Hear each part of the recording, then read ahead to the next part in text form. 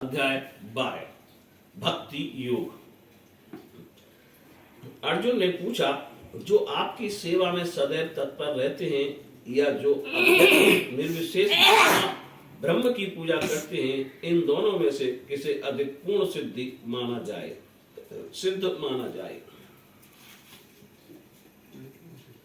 श्री भगवान ने कहा, जो लोग अपने मन को मेरे साकार रूप में एकाग्र करते हैं और अत्यंत श्रद्धा पूर्वक मेरी पूजा करने में सदैव लगे रहते हैं, वे मेरे द्वारा परम सिद्ध माने जाते हैं। लेकिन जो लोग अपनी इंद्रियों को बस में करके तथा सबों के प्रति संभाव रखकर परम सत्य की निराकार कल्पना के अंतर्गत उस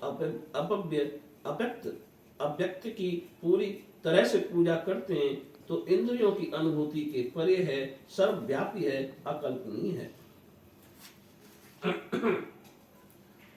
अपरिवर्तनीय है, अचल तथा दृढ़ है। वे समस्त लोगों के कल्याण से संलग्न रहकर अंततः मुझे प्राप्त करते हैं। जिन लोगों के मन परमेश्वर के अव्यक्त निराकार स्वरूप के प्रति आसक्त हैं, उनके लिए प्रगति कर पाना अत्यंत कष्टप्रद है। धैर्यधारियों के लिए उस क्षेत्र में प्रगति कर पाना सदैव दुष्कर होता है।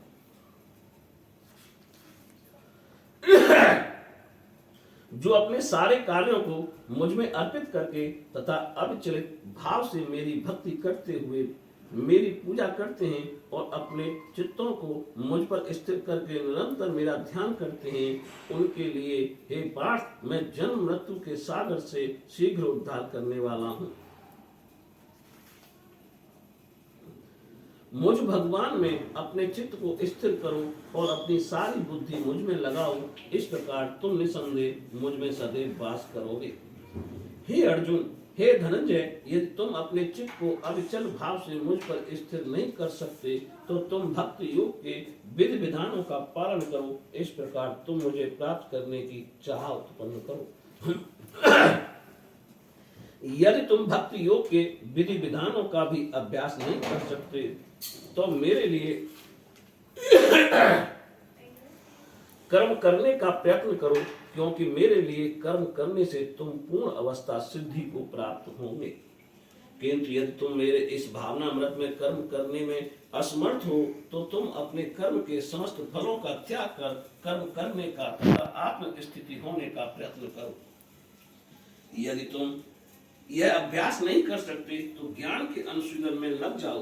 लेकिन ज्ञान से श्रेष्ठ ध्यान है और ध्यान से भी श्रेष्ठ है कर्म, फलों का परित्याग, क्योंकि ऐसे त्याग से मनुष्य को मन शांति की प्राप्ति हो सकती है।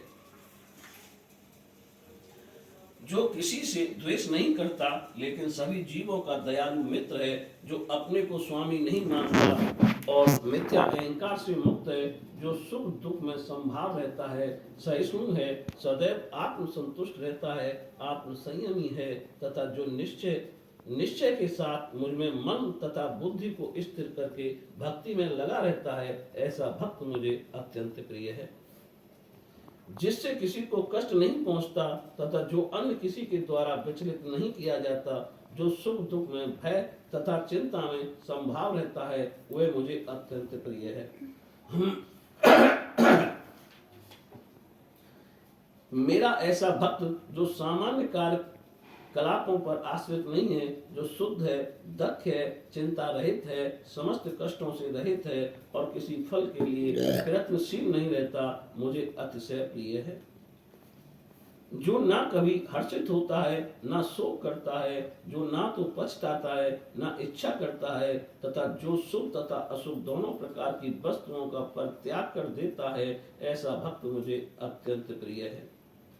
जो मित्रों तथा शत्रुओं के लिए समान है, जो मान तथा अपमान, शीत तथा गर्मी, सुख तथा दुख, यश तथा अपयश में संभाव रखता है, जो दूसरी संगति से सदैव मुक्त रहता है, जो सदैव मौन किसी भी वस्तु से संतुष्ट रहता है, जो किसी प्रकार के घर बार की परवाह नहीं करता, जो ज्ञान में दृढ़ है और जो भक्ति में संलग्न है, ऐसा पुरुष मुझे अत्यंत प्रिय है।